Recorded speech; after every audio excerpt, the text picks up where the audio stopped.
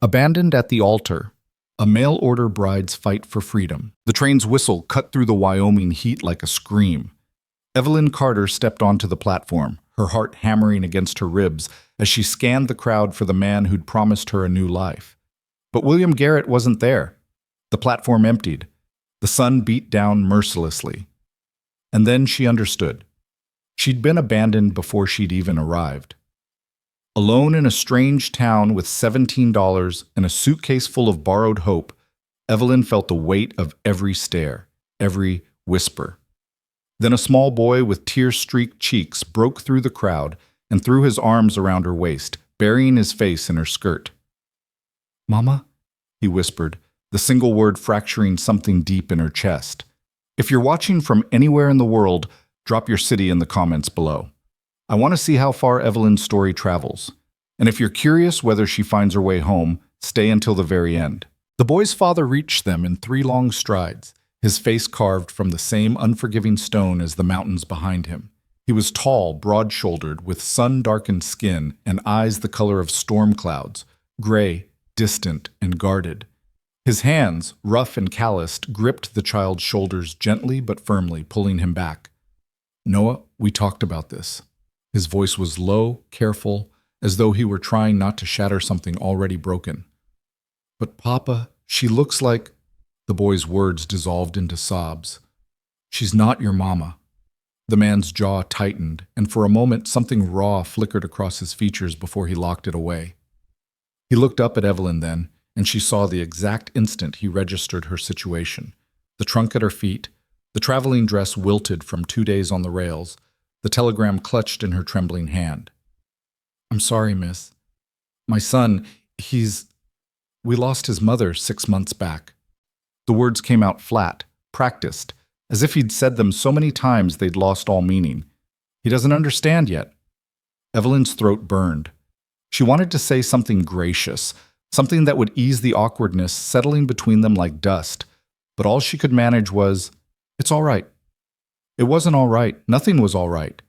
The man studied her face, then glanced at the telegram. "You waiting for someone?" "I was." Evelyn forced herself to meet his eyes. "William Garrett. Do you know him?" Something dangerous shifted in the stranger's expression. His hand dropped from his son's shoulder, fingers curling into a loose fist. "I know him." The way he said it made Evelyn's stomach drop. "He's not coming, is he?" "No, miss, I don't believe he is." The man looked away toward the mountains as if the answer might be written somewhere in those distant peaks. "Victor Langdon, goes by William Garrett sometimes, among other names. He's got a reputation. Brings women out here with promises, takes what money they have, then disappears before the ink dries on the marriage certificate. If he didn't show today, it means he already got what he wanted." Evelyn's vision blurred. The $17 in her handbag, it was all she had left after paying for the train ticket he'd insisted she purchase herself. Her mother's wedding ring, sold to cover the fare. The small inheritance from her aunt sent ahead to help establish their household. All of it, gone. And she was stranded 1,500 miles from Boston with nowhere to go and no one to turn to. "I see." Her voice sounded strange, distant, like it belonged to someone else. The crowd had thinned, but a few stragglers remained, their curiosity sharp as broken glass. She felt their stares like brands against her skin. Pity mixed with judgment, the particular contempt reserved for women foolish enough to trust, desperate enough to hope. The man shifted his weight, clearly uncomfortable. "You got family back east?" "No." The word came out smaller than she intended. "No one." Noah had stopped crying, but he still watched her with those enormous brown eyes, his small hand clutching his father's coat. The resemblance between them was striking. The same strong jaw, the same thick dark hair, the same expression of carefully contained grief. "Listen," the man said finally, his voice rough. "I can't leave you standing here. The boarding house is 2 miles into town, and it's not—" He paused, choosing his words. "It's not a place for a woman alone. My ranch is an hour's ride north. It's not much, but it's decent. You can stay there tonight, figure out what comes next in the morning." Evelyn's pride reared up instinctively. She'd spent the last 3 years caring for her dying father, then another year as a seamstress in a cramped boarding house, sewing until her fingers bled just to keep a roof over her head. She'd accepted this mail order arrangement because she'd run out of options, not because she was helpless. But pride was a luxury she could no longer afford. "I can work," she said. "I won't take charity. I'm good with a needle. I can cook, clean, manage a household. If you'll give me shelter, I'll earn my keep." Something shifted in his expression. Respect, maybe, or recognition. "Fair enough. Name's Jacob Hale. This is my boy, Noah." "Evelyn Carter." Jacob nodded once, then turned toward a wagon hitched nearby. "We'll collect your trunk." The ride north was silent except for the creak of wagon wheels and the steady rhythm of hoofbeats. Noah sat between them, his small body warm against Evelyn's side. She could feel him stealing glances at her, quick and furtive, as if he were afraid she might disappear if he looked too long. The landscape unfurled in shades of gold and amber, endless sky pressing down on endless earth. Mountains rose in the distance like sleeping giants, their peaks still touched with snow despite the summer heat. The air smelled of sage and dust and something wild she couldn't name. It was beautiful and brutal and utterly foreign, nothing like the narrow cobbled streets of Boston, the pressed gardens, the ordered civility of everything she'd known. "First time west?" Jacob asked. "Yes." "It's hard country. Takes getting used to." Evelyn looked at the horizon, at the vast emptiness that seemed to swallow sound and hope alike. "Everything's hard when you're starting from nothing." He glanced at her, and for the first time she saw something like understanding in his eyes. "I suppose that's true." The ranch appeared gradually, emerging from the landscape like it had grown there. A 2-story house with a wraparound porch, a barn weathered silver by sun and wind, corrals holding a handful of horses, and beyond them, cattle scattered across rolling pasture. It was modest, functional, built for endurance rather than beauty. Jacob pulled the wagon up to the house and climbed down, then reached for Noah. The boy went reluctantly, his eyes still fixed on Evelyn. "House hasn't had a woman's touch in some time," Jacob said, lifting her trunk as if it weighed nothing. "I've kept it clean, but it's plain." "Plain is fine." Inside, the house was exactly what he'd described. Clean but stark, functional but lonely. The furniture was simple and well made, the floors swept, the windows letting in long rectangles of golden light. But there were gaps, absences that spoke louder than words. A rocking chair by the hearth with no cushion, a kitchen with no curtains, a sideboard with no photographs, no letters, no small personal touches that transform a house into a home. Jacob set her trunk down in a small room off the kitchen. This was the hired man's room before. "Well, it's yours now. There's a basin and pitcher, linens in the chest. Supper's at 6. "Thank you." He nodded and left, his boot steps heavy on the floorboards, Noah's lighter steps trailing behind. Evelyn stood alone in the small room, her reflection wavering in the mirror above the washstand. She looked like a ghost, pale, hollow-eyed, her traveling dress rumpled and dusty. Slowly she unpinned her hat, then her hair, letting it fall in dark waves around her shoulders. She poured water into the basin and washed her face, her hands, trying to scrub away the feeling of William Garrett's betrayal, the humiliation of standing abandoned on that platform. But shame doesn't wash off. It settles into your bones, becomes part of your marrow.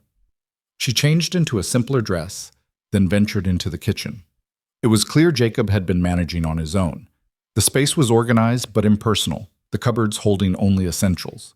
She found potatoes, onions, a haunch of salt pork, some flour and lard. Enough to make something decent. As she worked, her hands found their rhythm, the familiar comfort of peeling, chopping, measuring. Cooking had always steadied her, the alchemy of transforming raw ingredients into something nourishing and whole. She made biscuits and fried the salt pork with onions and potatoes, then set the table for 3. When Jacob and Noah returned from the evening chores, they both stopped in the doorway, staring at the set table, the steam rising from the plates. "Smells good," Jacob said quietly. Noah climbed into his chair without prompting, his eyes wide. "Like Mama used to make." Jacob's jaw tightened, but he didn't correct the boy. They ate in silence, the scrape of forks against plates the only sound. Evelyn noticed how carefully Jacob cut Noah's food, how he made sure the boy drank his milk, the tender attentiveness beneath his rough exterior. "This is fine cooking, Miss Carter," Jacob said finally. "Been a while since we had a proper meal. Please, call me Evelyn." Evelyn, then. He met her eyes across the table. "We rise early here, 4:30. I'll need help with breakfast, packing lunches, keeping the house. If you're willing, there's mending needs doing, and Noah could use some schooling. His mother used to teach him letters and numbers, but I'm not much good at it." "I can do that." Noah looked up, hope blazing across his small face. "You'll teach me reading?" "If you'd like." "Mama was teaching me. She said I was real smart." Jacob's knuckles went white around his fork, but his voice remained steady. "You are smart, son. Your mama was right about that."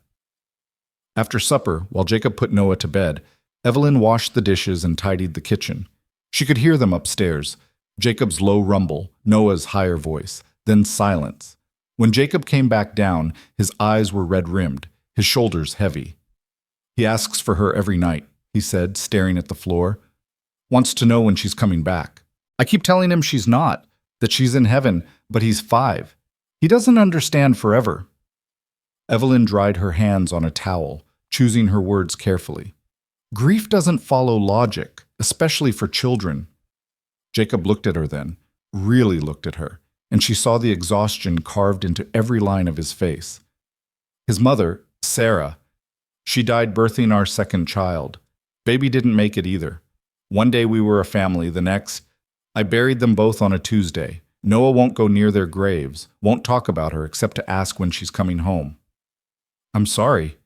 The words felt inadequate, but there was nothing else to offer. "Why'd you come west, Evelyn? Really?" She could have lied, could have dressed it up in prettier words. But this man had offered her shelter when she had nothing, and he deserved honesty. "Because I had no other choice. My father died 3 years ago, left debts I couldn't cover. I worked as a seamstress, but the pay was barely enough for rent. When I saw William's advertisement, a rancher seeking a wife, promising a home and partnership, it seemed like Providence. I know how foolish that sounds now. It doesn't sound foolish. It sounds desperate. There's a difference." She looked up, surprised by the gentleness in his voice. "We're all desperate in our own ways," Jacob continued. "That's why we end up in places like this, doing things we never imagined. The West doesn't draw dreamers so much as it draws people who've run out of other options." "Is that why you're here?" He smiled, but there was no humor in it. "I came here with Sarah 10 years ago. Her father owned this land, left it to her when he passed. We were going to build something, a real ranch, a legacy for our children. Now I'm just trying to keep Noah fed and the cattle from starving, some legacy." "You're doing more than that. You're raising a child on your own, keeping a ranch running, and you still had enough decency to help a stranger. That counts for something." Jacob's expression softened. "Maybe. Or maybe I just couldn't stomach the idea of another woman getting hurt by Victor Langdon's schemes." "You said he has a reputation. Has he done this before?" "At least 3 times that I know of. Brings women out, takes their money, then vanishes. Sometimes he marries them first so he can claim legal right to their property. Sometimes he just disappears. Either way, the women end up stranded with nothing. One of them died last winter, froze to death trying to walk back to town after he abandoned her 20 miles outside Cheyenne." Evelyn's blood turned cold. "And no one stops him?" "He's careful, uses different names, works different territories, never stays long enough for the law to catch up. And the women he targets? They're desperate, alone, ashamed. Most don't report it because they blame themselves for being foolish enough to trust him." "That's not foolishness. That's hope." Evelyn's voice came out harder than she intended. "And he exploits it." "Yes." Jacob's eyes met hers. "He does." They stood in the quiet kitchen, the lamplight casting long shadows across the walls. Outside, the night pressed against the windows, vast and dark, and full of sounds she didn't recognize. The distant howl of coyotes, the whisper of wind through grass, the creak of the house settling into itself. "You should get some rest," Jacob said finally. "Tomorrow starts early." Evelyn nodded and retreated to her small room. She lay in the narrow bed, staring at the ceiling, listening to the unfamiliar sounds of this unfamiliar place. Everything she'd known was gone. Her father, her home, the life she'd built in Boston. Even the future she'd imagined, fragile as it was, had been stolen before she could touch it. But as she lay there in the darkness, she thought about Noah's small arms around her waist, the word mama, whispered like a prayer. She thought about Jacob's careful tenderness with his son, the grief he carried like a stone in his chest. She thought about the meals she'd cooked, the table she'd set, the small act of creating order in a house haunted by absence. Maybe she'd been abandoned. Maybe she'd lost everything, but she wasn't dead.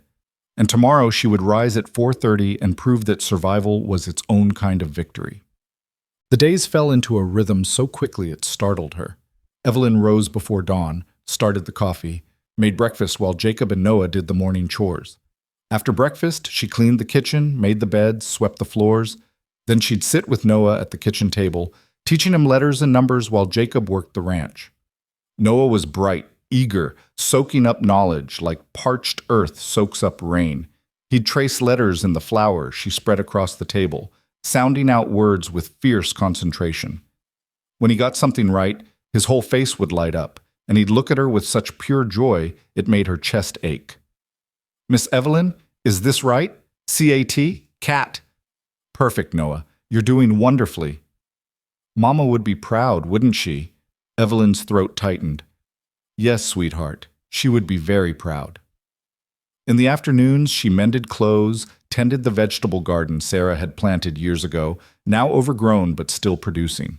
She found herself talking to the memory of the woman who'd lived here before her, wondering what Sarah had been like, what dreams she'd carried, what plans she'd made that would never come to fruition. Jacob kept his distance, polite but guarded. He thanked her for meals, acknowledged her work with curt nods, but never lingered in conversation. He was civil, respectful, and utterly closed off. She understood. To let her in would mean acknowledging that life continued, that the space Sarah left behind could be filled, and he wasn't ready for that. But Noah had no such reservations. He followed Evelyn everywhere, chattering about the ranch, the animals, his mother's favorite songs. He showed her the creek where Sarah used to take him fishing, the meadow where they'd picked wildflowers, the tree with their initials carved into the bark. "Papa won't come here anymore," Noah said, tracing the letters with his finger. "He says it makes him sad." "Everyone grieves differently, Noah. Your papa needs time." "Do you think Mama's watching us from heaven?" Evelyn chose her words carefully. "I think if there's any justice in the world, the people who loved us never truly leave. They stay in our hearts, in our memories, in the good things they taught us." Noah considered this, then slipped his hand into hers. "I'm glad you came, Miss Evelyn. Even if you're not my real mama, I'm glad you're here." She had to turn away so he wouldn't see her tears. 3 weeks passed, then 4. Evelyn stopped thinking of the arrangement as temporary and started noticing details, the way Jacob's hands gentled when he touched his son, the small kindnesses he showed the animals, the weight he carried in silence. She noticed how he'd stand on the porch at dusk, staring toward the graves on the hill, his shoulders bowed like he was carrying the world. One evening, she found him in the barn, forehead pressed against his horse's neck, shaking. "Jacob?" He straightened immediately, swiping at his eyes. "I'm fine." "You don't have to be." "Yes, I do. For Noah, he needs a father who's human, not one who's pretending nothing hurts." She stepped closer, her voice soft. "You don't have to carry this alone." "I've been carrying it alone for 6 months. Don't know any other way." "Then maybe it's time to learn." He looked at her then, really looked at her, and she saw the moment his defenses cracked. "I don't know how to do this, any of this. I'm failing him, Evelyn.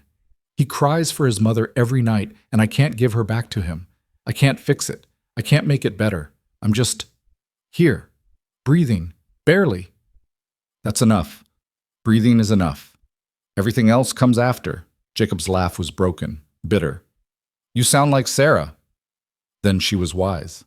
They stood in the barn's dusty light, the smell of hay and horses thick around them. Evelyn didn't reach for him, didn't offer empty comfort. She just stood there, present, witness to his pain. "Thank you," he said finally, "for staying, for helping with Noah, for being here. I have nowhere else to be. That's not true anymore. You could leave, find work in town, start over. Is that what you want? No. The word came fast, sharp, surprising them both. No, I don't want you to leave. Something shifted in the air between them, delicate and dangerous. Evelyn felt it like static before a storm, the way the world holds its breath before lightning strikes. Then I'll stay, she said, as long as you'll have me. Jacob nodded, not trusting himself to speak. That night, over supper, Noah looked between them with an expression far too knowing for a 5-year-old. Papa, are you and Miss Evelyn going to get married? Jacob choked on his coffee. Evelyn's fork clattered against her plate. Noah, that's not... We're not... Jacob fumbled for words. Why not? You like her. I like her. Mama would like her too. She always said we should help people who need help, and Miss Evelyn needed help. Now she's helping us. That's what families do. It's more complicated than that, son. Why? It was a fair question, really. Out of the mouths of babes came the kind of logic that shattered adult pretense. Evelyn found her voice. Your father and I are friends, Noah. Good friends. But marriage is different. Mama and Papa were friends, she told me. She said the best marriages start with friendship. Jacob's eyes were distant, lost in memory. She did say that. The conversation ended there, but the question hung in the air like smoke, impossible to dispel.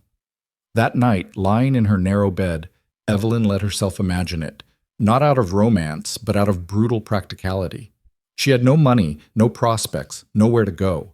Jacob had a child who needed mothering, and a ranch that needed a woman's hand. It would be a partnership, nothing more, a business arrangement dressed up in vows. But even as she thought it, she knew that was a lie. Because when she closed her eyes, she saw Jacob's face in the barn, saw the raw humanity beneath his grief. She saw Noah's bright eyes and heard his laughter. She felt the satisfaction of a day's work, the pleasure of sitting on the porch as the sun set, watching the land turn gold. She was building something here. Not the life she'd planned, but a life nonetheless. And she wasn't ready to give that up. 2 more weeks passed in quiet routine. Evelyn had just finished hanging laundry when she heard hoofbeats approaching fast. She turned to see a rider coming hard up the road, dust rising in plumes behind him. Jacob emerged from the barn, his hand moving instinctively toward the rifle propped by the door. The rider pulled up short, a young man, barely 20, his face flushed with urgency. Mr. Hale, there's trouble in town. Victor Langdon's back and he's asking about a woman named Evelyn Carter.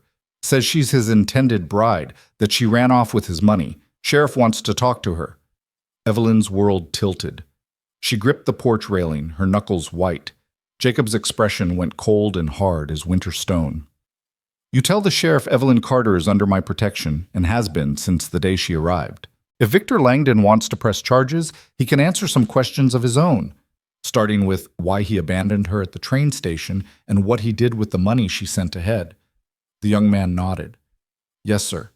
But Mr. Hale, he's got papers, a contract, says she owes him for the train fare and breach of promise. Those papers are worth less than the lies they're printed on. Maybe so, but the sheriff says you should bring her in. Let it get sorted legal-like. Jacob turned to Evelyn, his eyes blazing. Pack a bag. We're going to town, and we're ending this. The ride into town felt longer than the hour it took. Evelyn sat rigid in the wagon beside Jacob, her hands twisted in her lap, while Noah pressed against her side, sensing the tension crackling through the air like heat lightning. Jacob's jaw was set, his eyes fixed on the road ahead, and he hadn't spoken since they'd left the ranch except to tell Noah to stay close once they reached town. The main street of Cedar Ridge was wider than Evelyn remembered, lined with false-fronted buildings that seemed to lean toward one another like gossips sharing secrets. Horses stood hitched outside the saloon, their tails swishing at flies. A few women in bonnets paused their shopping to stare as the wagon rolled past, their eyes sharp with curiosity.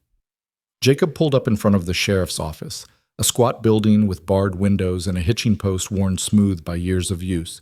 He climbed down and reached for Noah, but the boy clung to Evelyn's hand. I want to stay with Miss Evelyn. Noah, let him come, Evelyn said quietly. He'll be frightened alone. Jacob's mouth tightened, but he nodded. They walked into the sheriff's office together, Noah's small hand gripping Evelyn's with desperate strength.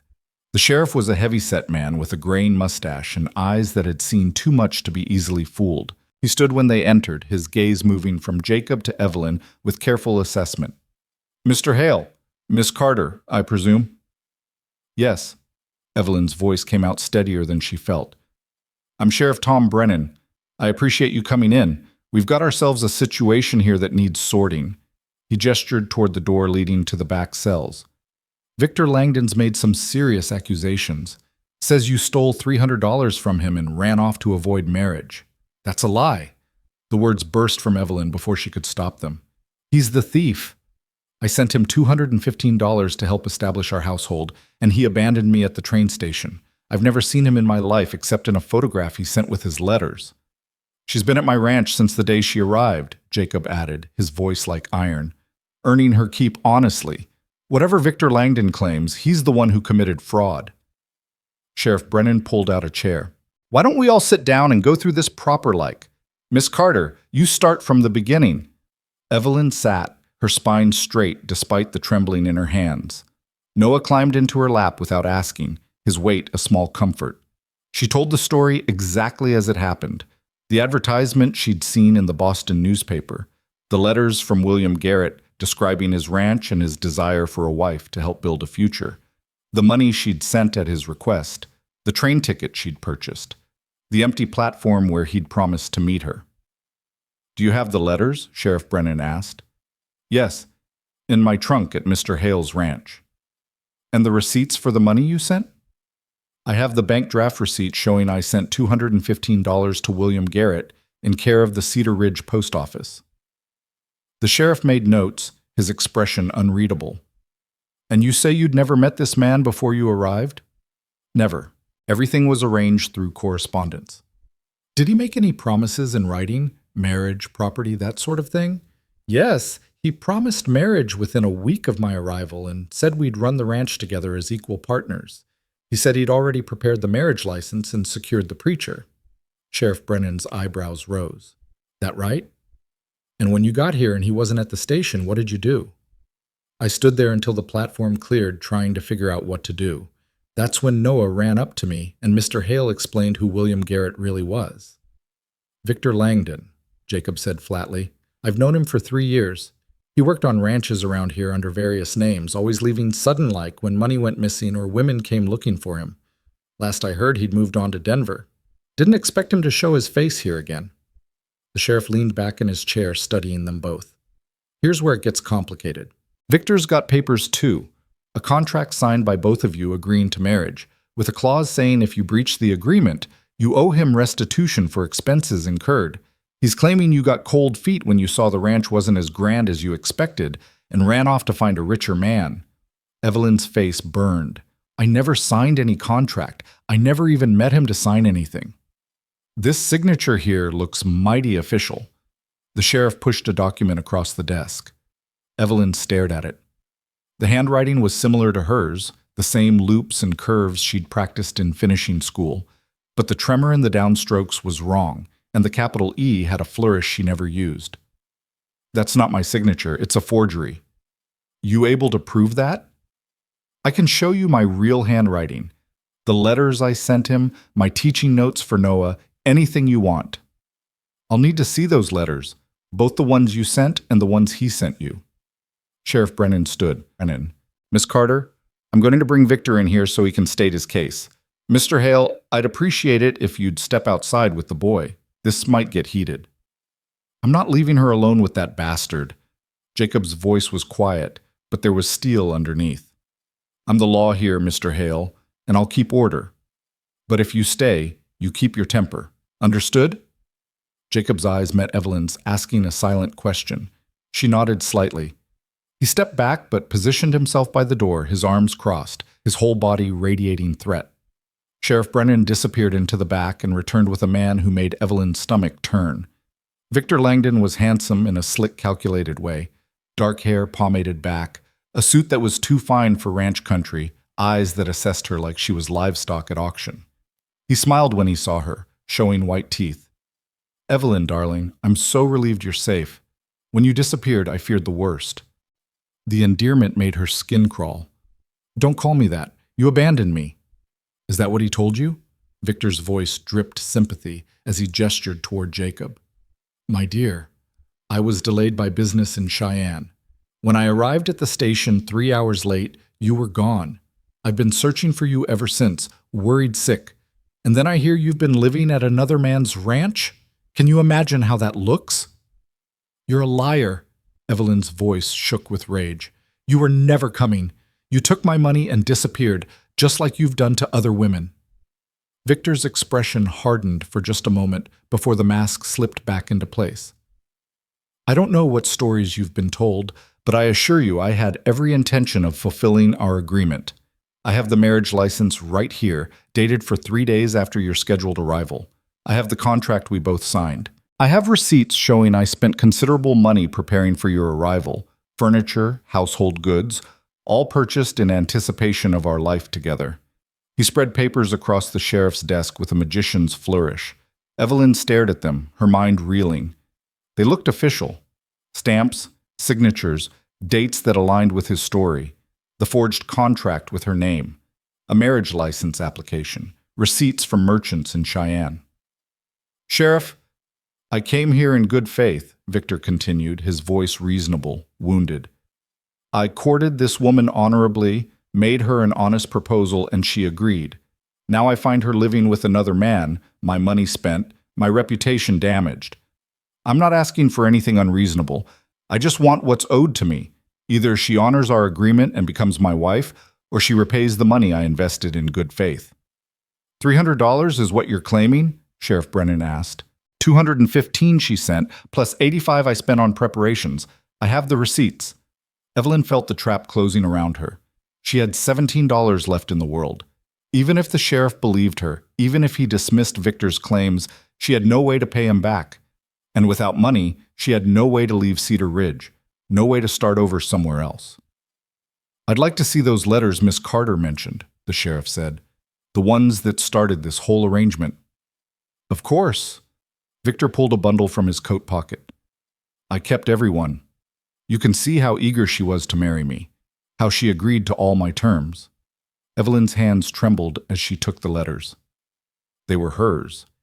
She recognized her own handwriting, her own words. But as she read them, she felt sick. Phrases had been taken out of context, sentences rearranged. Where she'd written, I hope we can build a partnership based on mutual respect, he'd somehow made it read like desperate eagerness. Where she'd written, I'm willing to work hard to establish our household, it sounded like she was offering servitude. These aren't complete, she said. He's cut them up, rearranged them. Where I asked questions about the ranch, the arrangements, whether we'd have time to know each other before marriage, all of that is missing. Do you have copies? No? Who keeps copies of personal letters?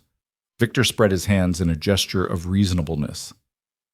Sheriff, I think it's clear what happened here. Miss Carter arrived, met Mr. Hale, a man with better prospects than a simple rancher like myself, and decided to trade up. I bear her no ill will, truly, but I do expect restitution for the financial loss and the damage to my reputation. You son of a... Jacob started forward, but the sheriff held up a hand. Mr. Hale, I warned you. He's lying, Tom. You know his reputation. How many other women has he pulled this scheme on? Rumors aren't evidence, Sheriff Brennan said, though his eyes were troubled. And right now, he's got papers, and she's got accusations. I can provide witnesses, Evelyn said desperately. In Boston, people who knew me, who can verify my character. Boston's 2,000 miles away, Victor interrupted smoothly. By the time we sent letters and waited for responses, months would pass. Surely we can settle this more efficiently. The sheriff rubbed his jaw, thinking. Miss Carter, you got any proof at all that this man wasn't at the station when you arrived? Anyone who saw you waiting alone? There were people on the platform, but I don't know their names. I was watching for William, for him, and he never appeared. I was delayed, Victor said again, patience edging toward irritation. 3 hours delayed. Surely someone remembers seeing me arrive, frantic, searching for my bride? I can ask around, the sheriff said. Noah, who'd been silent in Evelyn's lap, suddenly spoke up. He's a bad man. Miss Evelyn doesn't lie. She teaches me reading and makes Papa smile again. We want her to stay. Victor's mask slipped again, annoyance flashing across his features. How touching. You've already installed her as a replacement mother. Tell me, Mr. Hale, what exactly is the nature of your relationship with my intended bride? Watch your mouth, Jacob growled. It's a fair question. She's been living under your roof, unchaperoned, for what, 6 weeks now? And you expect people to believe nothing improper has occurred? The insinuation hung in the air like poison. Evelyn felt the blood drain from her face. She understood then what Victor was really doing. If he couldn't force her to marry him, he'd destroy her reputation so thoroughly she'd have no choice but to accept his terms or leave town in disgrace. Miss Carter has been earning her keep as household help, Jacob said, each word bitten off sharp. Nothing more. Of course. Victor's smile was cruel. Though I imagine the good people of Cedar Ridge might wonder why a respectable rancher would take in a strange woman, provide her room and board, and expect nothing in return, especially a grieving widower with certain needs. Jacob's fist connected with Victor's jaw before anyone could stop him. Victor stumbled back, blood spraying from his split lip, and then everything erupted into chaos. The sheriff shouted, men rushed in from outside, and Noah started crying in Evelyn's arms. That's enough! Sheriff Brennan hauled Jacob back. I could arrest you for assault, Hale. Then arrest me. But don't stand there and let him slander a decent woman. Victor dabbed at his bloody lip with a handkerchief, his eyes gleaming with satisfaction. You see, Sheriff?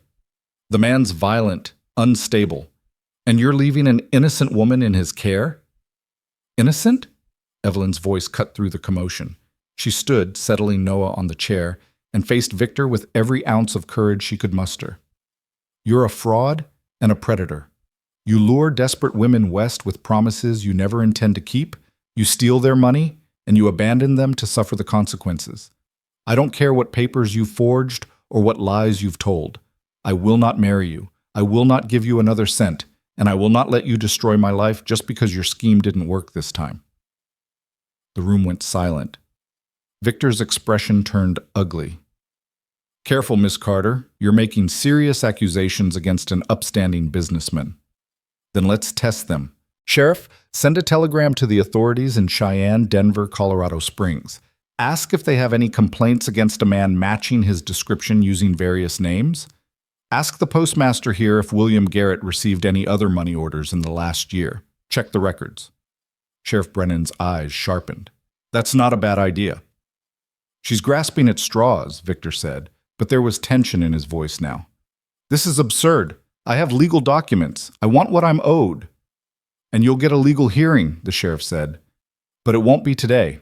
I'm going to investigate Miss Carter's claims, verify these papers of yours, and talk to some folks who might remember seeing you at the station or not seeing you. Until then, nobody's paying anybody anything, and nobody's getting married. How long will this take? Long as it takes. Could be a week, could be a month. Victor's composure cracked. A month? I have business to attend to. I can't sit around this backwater town for a month. Then you should have thought of that before you started making legal claims, Sheriff Brennan said mildly. You're free to leave any time, but if you do, I'll assume you're withdrawing your complaint. Victor's jaw worked. Fine, 1 week, but I expect this resolved in my favor, or I'll take this to a territorial judge. You do what you need to do. Miss Carter, Mr. Hale, you're free to go. I'll be in touch as I learn more. Jacob took Noah's hand and ushered Evelyn toward the door. As they passed Victor, he leaned close enough that only she could hear. You think you've won? You have nothing, Evelyn. No money, no prospects, nowhere to go. You'll come crawling back to me, or you'll end up in the gutter where you belong. She met his eyes and saw the truth there. He didn't care about the money or the marriage. He cared about winning, about breaking her, about proving he could destroy anyone who defied him.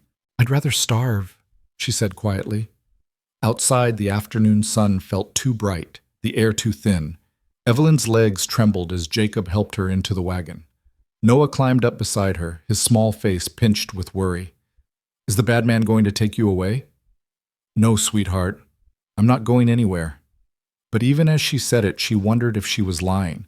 Because Victor was right about one thing: she had nothing. And if the sheriff ruled in his favor, she'd have even less. They rode back toward the ranch in heavy silence. Halfway there, Jacob pulled the wagon off the road near a stand of cottonwoods and stopped. "Noah, go see if you can find any good skipping stones by the creek. Stay where I can see you." The boy scrambled down, clearly eager to escape the tension. Once he was out of earshot, Jacob turned to Evelyn. "I'm sorry. I shouldn't have hit him. I made things worse." "You defended me. That's not something to apologize for." "He's going to use it against us. Paint me as violent. You as a woman of questionable morals. In a week, when the sheriff hasn't found enough evidence to dismiss his claim, you'll be forced to either marry him or pay him back. And we both know you can't pay."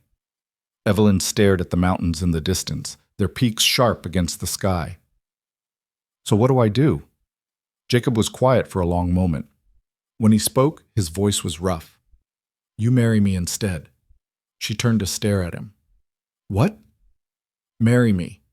Tonight, tomorrow, soon as we can arrange it. If you're my wife, Victor's claim is void. The contract becomes meaningless. You'd be legally protected." "Jacob, you can't." "I'm not asking because I want to trap you," he said quickly. "I'm asking because it's the only way I can think of to keep you safe. It would be a business arrangement, nothing more. You'd have legal protection, a home, security. In return, you'd keep doing what you're already doing, helping with Noah, managing the household. We'd be partners, like you wanted with William Garrett, except honest." Evelyn's mind spun. It was insane. It was practical. It was terrifying. It was the most generous offer anyone had ever made her. "What about Sarah? You're still grieving. You said yourself you're barely keeping your head above water. Adding a wife—" "You've been my wife in everything but name for 6 weeks now," Jacob said. "You've brought life back to that house." Noah smiles again.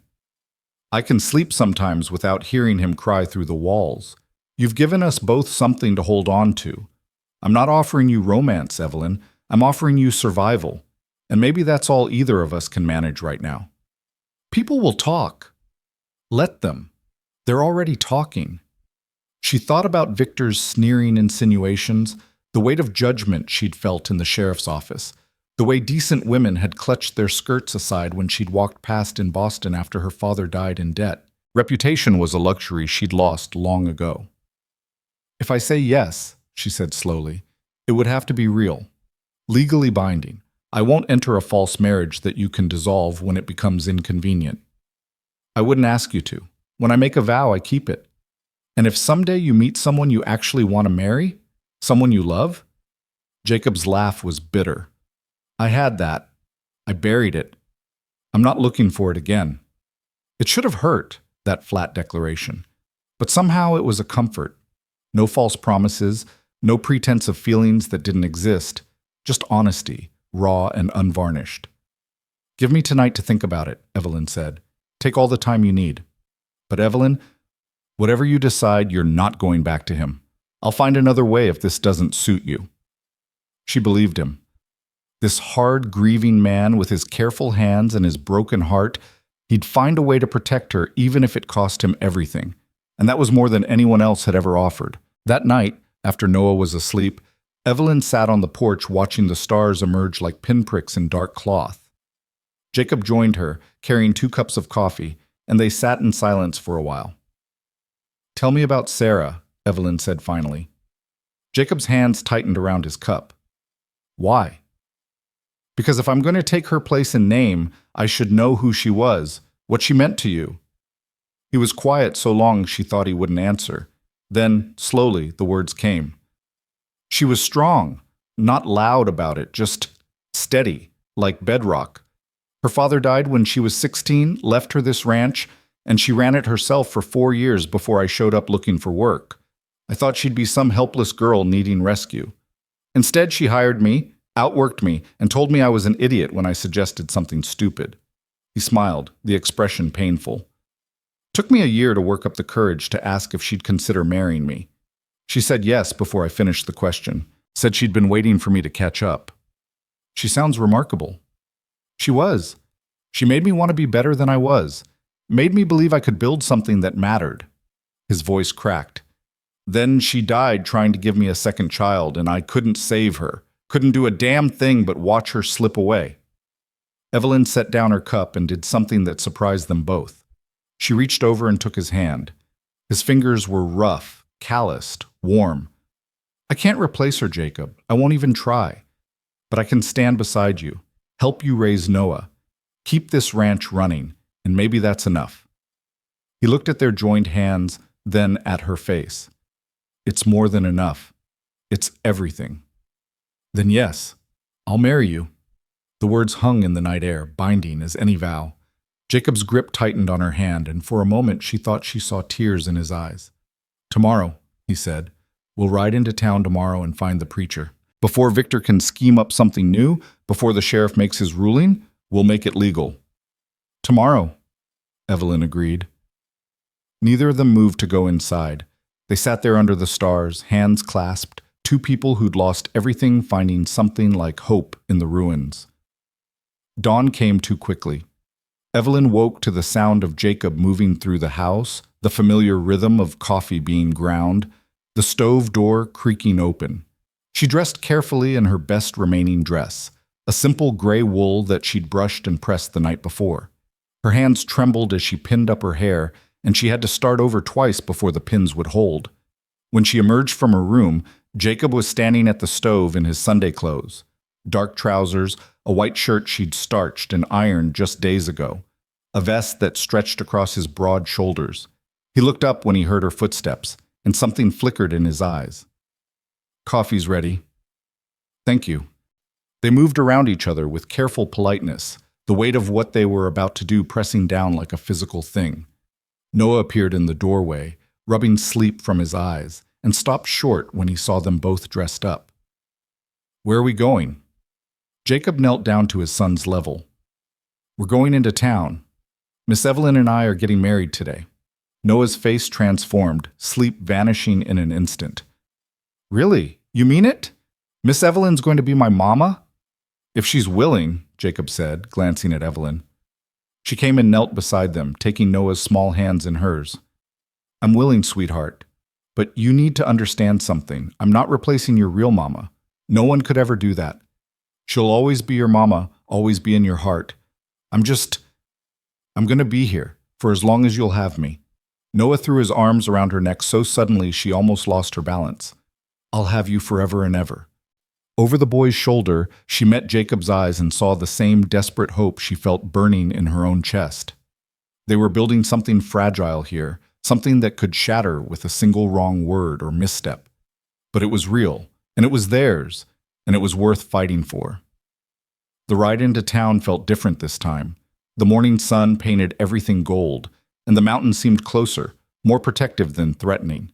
Noah chattered the whole way, asking questions about the wedding, whether there would be cake, if he could wear his good shoes, oblivious to the tension coiling tighter with every mile. Cedar Ridge was already awake when they arrived, the streets busy with wagons and horses, people moving between shops with purpose. Jacob pulled up in front of a small white church with a steeple that reached toward the endless sky. The preacher, a thin man with kind eyes and silver hair, was sweeping the steps. Reverend Walsh, Jacob called. Got a moment? The preacher set aside his broom. Jacob Hale. It's been some time since I've seen you at services. What can I do for you? This is Evelyn Carter. We'd like to be married. Today, if possible. Reverend Walsh's eyebrows rose, but his expression remained carefully neutral. That's quite sudden. Have you considered the implications? The community will talk, especially given recent events. Let them talk, Jacob said flatly. We're here in good faith, asking for a legal Christian marriage. Will you perform the ceremony or not? The preacher studied them both, his gaze lingering on Evelyn. Miss Carter, are you entering this marriage of your own free will? You're not being coerced or forced in any way? No, Reverend. This is my choice. And you understand the sacred nature of these vows? That marriage is meant to be permanent, binding before man and heaven? I do. He looked at Jacob. You're still grieving Sarah. Everyone knows that. Are you certain you're ready for this? Sarah's gone, Jacob said, and the words came out rough but steady. She's been gone 6 months, and Noah needs a mother, and this ranch needs a woman's hand. Evelyn and I have come to an understanding that suits us both. I'm asking you to bless it." Reverend Walsh was quiet for a long moment. Then he sighed. "Come inside. We'll need witnesses." The church was cool and dim, smelling of old wood and candle wax. The preacher sent his wife to fetch 2 neighbors who could serve as witnesses, and while they waited, Evelyn stood at the altar looking up at the simple cross mounted on the wall. She thought about her father, who'd wanted grandchildren and a good marriage for her. She thought about the life she'd imagined in Boston, the respectable match she'd once hoped for. All of it was ashes now, but somehow standing here in this rough frontier church felt more real than any of those polished dreams. The witnesses arrived, a severe-looking woman in black and a rancher Jacob knew slightly. They took their positions with expressions that ranged from curious to disapproving. Reverend Walsh opened his Bible, and the ceremony began. "Dearly beloved, we are gathered here in the sight of heaven to join this man and this woman in holy matrimony." The words washed over Evelyn like water. She heard herself repeating vows, heard Jacob's deeper voice echoing hers. His hand was warm and steady when he slipped a plain gold band on her finger, Sarah's ring, she realized with a jolt, and had to force herself not to pull away. This was practical, she reminded herself. Survival, not sentiment. "I now pronounce you man and wife. What heaven has joined, let no man tear asunder." Jacob kissed her cheek, brief and formal, and it was done. She was married to a man she'd known for 6 weeks, wearing a dead woman's ring, with witnesses who looked at her like she'd committed some elaborate fraud. They signed the marriage certificate. Reverend Walsh handed it to Jacob with a grave expression. "May heaven bless this union and grant you both wisdom and patience." "Thank you, Reverend." Outside, Noah was waiting on the church steps, and when they emerged, he launched himself at Evelyn. "Are you really my mama now?" "Really and truly." "Can I call you Mama instead of Miss Evelyn?" Evelyn looked at Jacob, who nodded slightly. "If you'd like to." "Mama," Noah tested the word, grinning. "Mama, Mama, Mama, can we get cake now?" "Let's see what the bakery has," Jacob said, and there was something almost soft in his voice.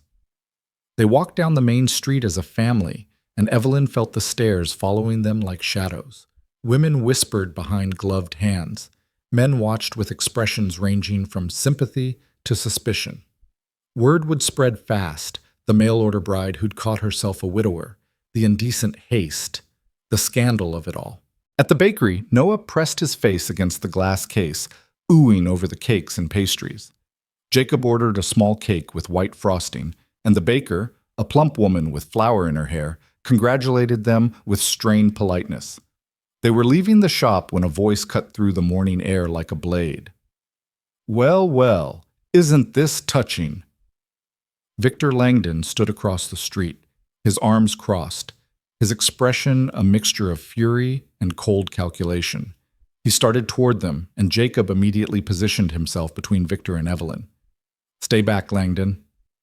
I heard a rumor this morning that sounded too absurd to be true, but here you are, playing happy family. Tell me, when exactly did you decide to marry my intended bride? Before or after you took her into your bed?" "Watch your mouth," Jacob growled. "Oh, I think we're past politeness, don't you? You've stolen what was mine, Hale. We had a legal contract." "Had," Evelyn said, stepping forward despite Jacob's attempt to shield her. "Past tense. That contract was for a marriage between Evelyn Carter and William Garrett. I'm Evelyn Hale now. Your claim is void." Victor's smile was vicious. "You think it's that simple? You think you can just marry another man and all your obligations disappear?" "That's exactly what I think. And if you disagree, take it up with a judge." "Oh, I will. I'll take this to the territorial court. I'll sue you both for conspiracy to defraud, breach of contract, theft. By the time I'm done, you'll lose that ranch, Hale. Everything you've built, gone to pay what she owes me." "You're bluffing," Jacob said, but there was uncertainty beneath the bravado. "Am I? Ask your lawyer what happens when someone deliberately interferes with a legal contract. Ask him about punitive damages." Victor's eyes glittered with malice. "You thought you were so clever, rushing off to get married before I could stop you. But all you've done is dig yourselves deeper. Now you're both liable." Noah had started crying, clutching Evelyn's skirt. People had gathered, drawn by the raised voices, creating an audience for this public humiliation. Evelyn felt her face burning, but she refused to look down, refused to give Victor the satisfaction of seeing her cower. "Do whatever you want," she said clearly. "Sue us, drag us to court, spread your lies, but I will never be your wife, and I will never give you another cent. You're a predator and a fraud, and eventually, everyone will see it." Brave words from a woman with no money and no options. "How long do you think Hale will keep you when you've cost him everything?" Victor stepped closer, lowering his voice so only they could hear. "I could have given you an easy life, Evelyn. All you had to do was be obedient, know your place. Instead, you chose this: poverty, struggle, a man who doesn't even love you. When winter comes and the money runs out and that ranch fails, you'll wish you'd been smarter. I'd rather freeze to death than spend one day as your wife." Victor's mask of civility cracked completely. "You sanctimonious little whore! You think you're better than me? You're nothing, a desperate old maid who threw herself at the first man stupid enough to take pity on her. You're not a wife, you're a burden, and you'll destroy him just like you destroyed everyone else who was foolish enough to care about you." Jacob moved so fast Evelyn didn't see it coming. His fist caught Victor square in the mouth, sending him sprawling into the dirt. Blood poured from Victor's split lip, and when he looked up, there was something feral in his eyes. "You'll pay for that," he hissed. "Assault, in front of witnesses. The sheriff will hear that you were harassing my wife and making threats," Jacob said coldly. "And every person here saw you throw the first insult. You want to press charges, go ahead, but it'll just give me another chance to tell everyone exactly what kind of man you are." Victor climbed to his feet, dabbing at his bloody mouth. His eyes swept the crowd, calculating, and Evelyn saw him adjust his strategy in real time. "Fine," he said, his voice carrying to the gathered onlookers. "I'll let the law handle this. But mark my words, this isn't over, not by a long shot." He stalked off toward the sheriff's office, leaving Jacob and Evelyn standing in the middle of the street with Noah sobbing between them and half the town watching like it was a theater performance. Reverend Walsh materialized at Jacob's elbow. "You better come with me, both of you, before this gets worse." They followed him back to the church, Noah still crying, the cake forgotten in its box. In the Reverend's small office, Evelyn collapsed into a chair while Jacob paced like a caged animal. "That was foolish, Jacob," Reverend Walsh said quietly. "Hitting him in public with witnesses. He called my wife a whore. What was I supposed to do?" "Walk away. Let his words expose him for what he is instead of proving his point about your temper." The preacher turned to Evelyn. "Mrs. Hale, I need you to be honest with me. Is there any truth to his claims? Did you sign a contract with him?" "He forged my signature. I have proof. The letters I sent him, my actual handwriting. Sheriff Brennan was supposed to investigate." "And the money? Did you send him funds?" $215, yes. He requested it to help establish our household before I arrived. I was a fool to trust him." "Trust isn't foolishness, though it can be misplaced." Reverend Walsh steepled his fingers. "Here's what concerns me.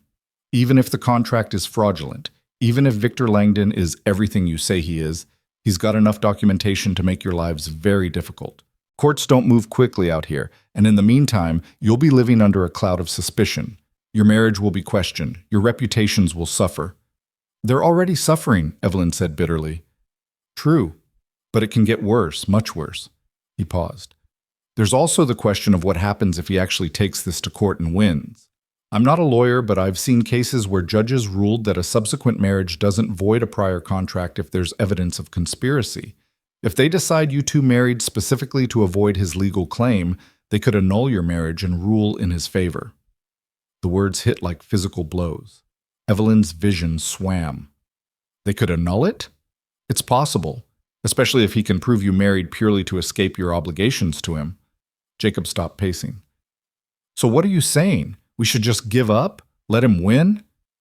"No, I'm saying you need to be prepared for a fight that could last months and cost you everything.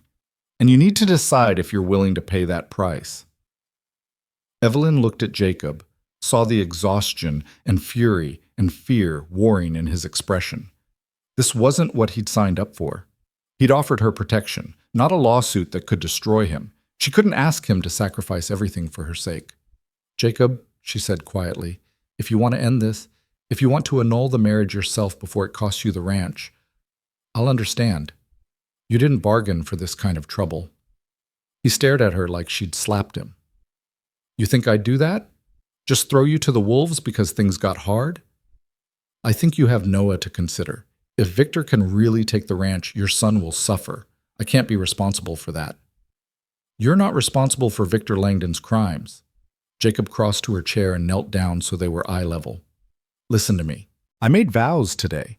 I don't make promises I don't intend to keep. We're in this together now, for better or worse. And if that bastard wants to take everything I have, he'll have to go through both of us to get it. But the ranch is just land and buildings. My son is what matters, and he needs you, Evelyn. I need you, not as hired help or a business arrangement, but as," he struggled for words, "as someone who stands with us, who fights for us. That's worth more than any ranch." Evelyn felt tears burning in her eyes. "You barely know me." "I know enough. I know you're brave and stubborn and kind. I know you make Noah laugh, and you've brought life back to a house that felt like a tomb. I know you could have run when Victor showed up, could have tried to bargain with him, could have saved yourself. But you chose to stay. That tells me everything I need to know." Reverend Walsh cleared his throat. "This is all very moving, but you still need a plan. Victor will go to the sheriff, possibly file charges for assault. He'll push for a court date. You need legal representation." "I can't afford a lawyer," Jacob said. "There's a young attorney in town, fresh from Denver, looking to build his practice. Name's Martin Brennan, the sheriff's nephew, actually. He might take your case for a reduced fee, especially if you can prove Victor's been running this scheme on other women." "How do we prove that?" "Telegrams to other towns, checking with postmasters for money orders sent to his various aliases, finding other victims willing to testify." The Reverend pulled out paper and began making notes. "It won't be easy, and it won't be quick, but if you can establish a pattern of fraud, you might be able to turn this around." Jacob stood. "Then that's what we do, whatever it takes." "One more thing," Reverend Walsh said. "This marriage of yours, make it real." Evelyn's face flamed. "Reverend, I don't mean in the bedroom, though that's your business. I mean in the eyes of the community. Live as husband and wife, openly and honestly. Attend church together, be seen in town, let people witness that this is a genuine partnership, not a scheme to avoid legal consequences. The more authentic your marriage appears, the harder it will be for Victor to claim it's fraudulent." "We can do that," Jacob said. They collected Noah, who'd fallen asleep in a pew, and carried him back to the wagon. The ride home was quiet, each of them lost in thought. The mountains loomed larger now, shadows creeping across the valley as the sun climbed higher. Evelyn watched the landscape roll past and thought about the irony of it all. She'd come west looking for safety and stability, and instead, she'd landed in the middle of a battle that could cost her everything. But she wasn't afraid. Not anymore. She was angry. Back at the ranch, Jacob unhitched the horses while Evelyn carried Noah inside and put him down for a proper nap. When she came back out, Jacob was standing by the corral, staring at nothing. "We should make a list," she said, "of everything we know about Victor, every detail that might help prove he's done this before." Jacob turned to look at her. "You're not backing down, are you?" "No." "Are you?" "Not a chance in hell." They went inside and spread papers across the kitchen table, the letters Victor had sent under the name William Garrett, the advertisements Evelyn had responded to, the bank draft receipt. They wrote down dates, places, the names of towns Victor had mentioned in his correspondence. It wasn't much, but it was a start. "We need to talk to Sheriff Brennan," Evelyn said. "Find out if he's made any progress investigating Victor's background. And we need to visit this lawyer nephew of his, see if he'll take the case. Tomorrow?" "Tomorrow." They worked until the light faded and Evelyn had to start supper. Noah woke and joined them at the table, still groggy but happy, chattering about how he was going to tell everyone at church that Miss Evelyn was his mama now. His innocence was a sharp contrast to the battle they were preparing for, a reminder of what they were fighting to protect.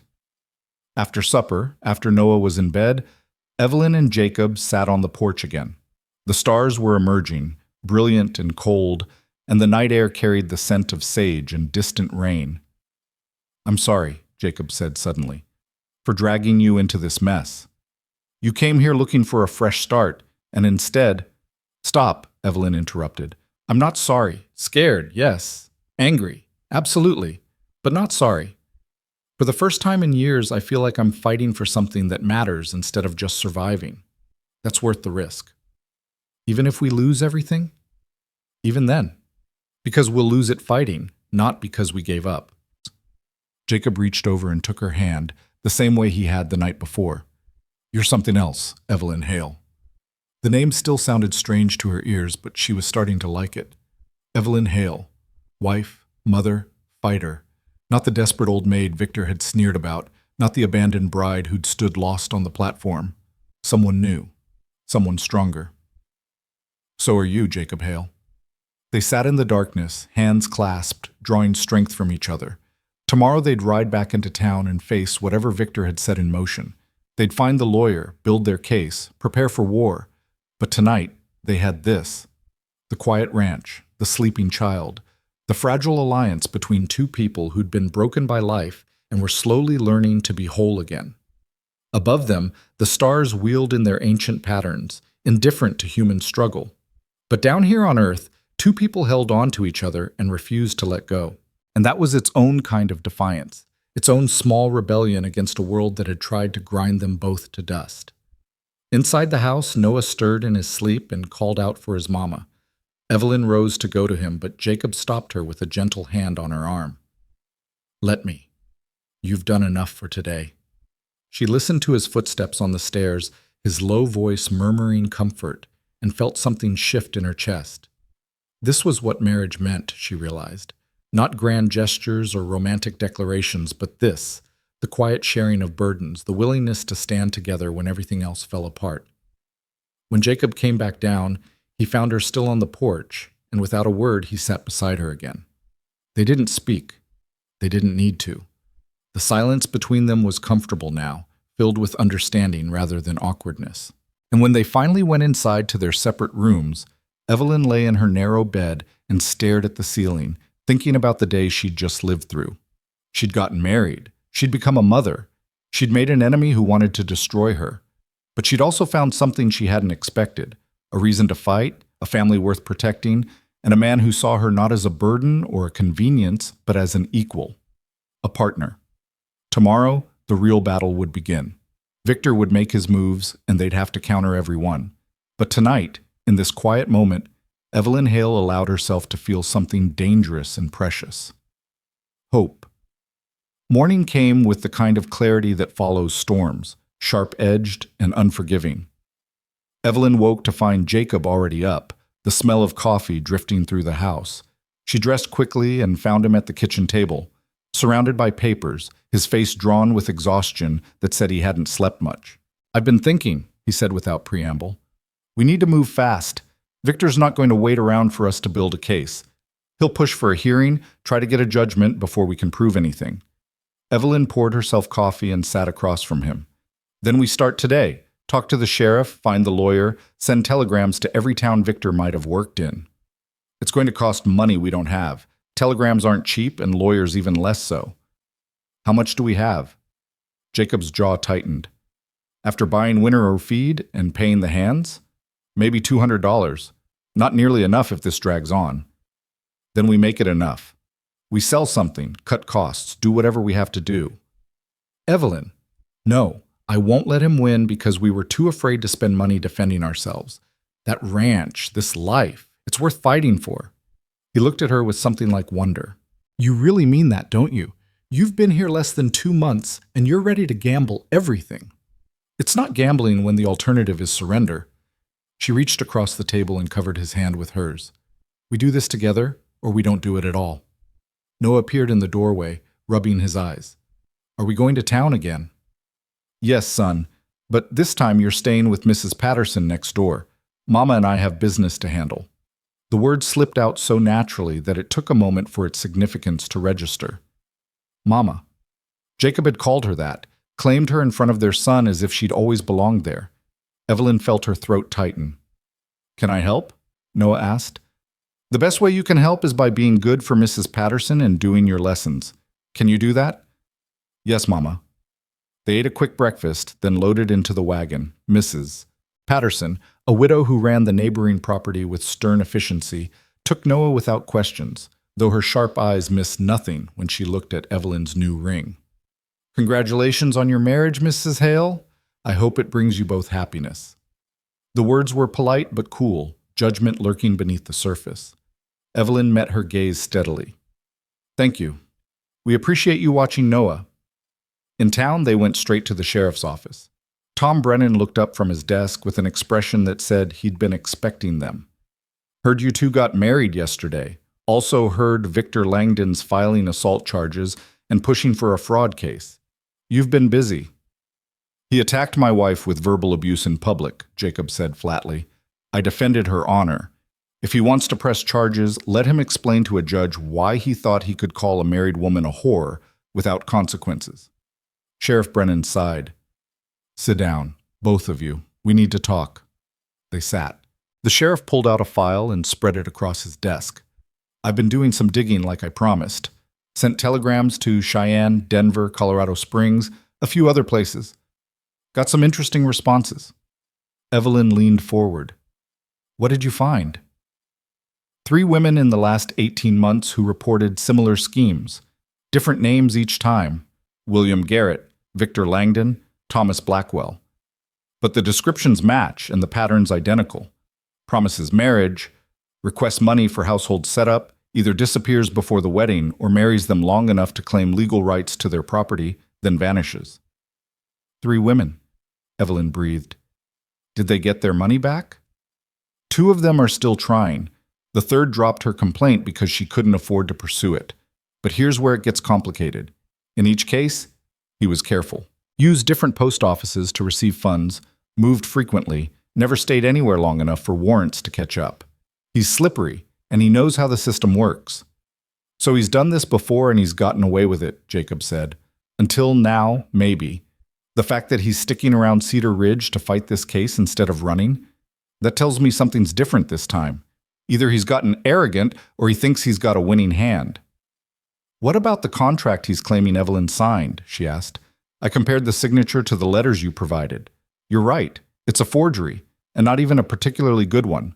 Problem is, proving forgery in court requires expert testimony, and we don't have access to that kind of expertise out here. A judge might look at it and decide it's close enough. Evelyn's stomach dropped. So even though it's fake, it might stand up in court? It's possible, especially if Victor gets a sympathetic judge who thinks women should honor their commitments regardless of the circumstances. Sheriff Brennan's expression was grim. I hate to say it, but the law doesn't always serve justice, particularly where women's contracts are concerned. Then what do we do? Jacob demanded. You get yourself a good lawyer, and you find those other women. If they'll testify, if we can establish a clear pattern of fraud across multiple jurisdictions, we might be able to get the territorial prosecutor involved. Turn this from a civil contract dispute into a criminal fraud case. How long will that take? Months, probably, and Victor knows it. He's counting on you not having the resources or the patience to see it through. Most people don't. Evelyn straightened her spine. We're not most people. Sheriff Brennan almost smiled. I'm starting to see that. Listen, my nephew Martin just opened a law practice here in town. He's young, still green, but he's honest and he's smart. Studied at a real law school back east. I'll introduce you, see if he'll take your case. We can't pay much, Jacob admitted. Martin knows that. He's trying to build his reputation. A case like this, fraud, forgery, defending a woman's honor against a known swindler, it's the kind of thing that could make his name if he wins. They found Martin Brennan in a cramped office above the general store, surrounded by law books and papers stacked in precarious towers. He was younger than Evelyn expected, maybe 30, with wire-rimmed spectacles and ink stains on his fingers. When Sheriff Brennan made the introductions, he listened to their story with intense focus, scribbling notes, asking sharp questions that cut right to the heart of the matter. This Victor Langdon, Martin said when they'd finished. He's made a critical error by staying to fight instead of running. That suggests either supreme confidence or desperation. My guess is desperation. He's running out of territories where his face isn't known, and he needs to win this case to rehabilitate his reputation so he can continue his schemes elsewhere. Can you help us? Evelyn asked. Martin removed his spectacles and cleaned them, thinking. I'll be honest with you, this is a difficult case. The law around mail-order bride contracts is murky at best, and there's significant prejudice against women who enter into such arrangements. Many judges view them as mercenary, willing to marry anyone for financial security, which makes them less sympathetic plaintiffs. I'm not looking for sympathy, Evelyn said. I'm looking for justice. Good. Because justice is going to require proving not just that Victor defrauded you, but that he's defrauded others, that this is his pattern of behavior. It's going to require finding those other women and convincing them to testify, which means reliving their humiliation in public. It's going to require expert analysis of the forged signature, which costs money. And it's going to require time during which Victor will be spreading rumors, damaging your reputation, making your lives as difficult as possible. How much? Jacob cut in. For your services, how much? Martin named a figure that made Jacob's face go white. Then he held up a hand. That's my standard rate. For you, I'll work for half that, plus a percentage of any damages we recover from Victor if we win. But I need to be clear. There's a very real possibility we lose. If that happens, you'll still owe me for my time, and you could end up owing Victor as well if the judge rules in his favor. And if we do nothing? Evelyn asked. He'll pursue the case anyway. You'll have no representation, and you'll almost certainly lose by default. At which point he can claim damages, possibly force Jacob to sell property to satisfy the judgment, and your marriage could be annulled as a fraudulent attempt to avoid legal obligations. The silence in the small office was suffocating. Evelyn looked at Jacob and saw her own fear reflected in his eyes. They were trapped between impossible choices: fight and risk losing everything, or surrender and lose everything anyway. We fight, Jacob said finally. Whatever it costs, whatever it takes. We fight. Martin nodded slowly. Then we have a lot of work to do. First, I need every scrap of correspondence between you and Victor. Every letter, every receipt, every piece of evidence that documents your interactions. Second, I need you to write down everything you remember about your arrangement with him, every promise he made, every request for money, every detail. Third, we need to locate those other women the sheriff mentioned and convince them to help us. How do we find them? Evelyn asked. The sheriff has their names and last known locations. We send letters, telegrams, make personal visits if necessary. We build a case brick by brick until it's too solid to ignore. They spent the next 3 hours in Martin's office, going through every detail of Evelyn's correspondence with Victor, comparing dates and facts, looking for inconsistencies in his story. Martin was methodical, relentless, questioning everything until Evelyn's head spun. Here, he said finally, pointing to a letter. He claims he owns a 1,000-acre ranch outside Cedar Ridge, but the county records show no property in any of his known names. He's lying about his assets. Can we prove that in court? Jacob asked. Absolutely. I'll subpoena the land records. If he's claiming property he doesn't own, that's fraud in itself.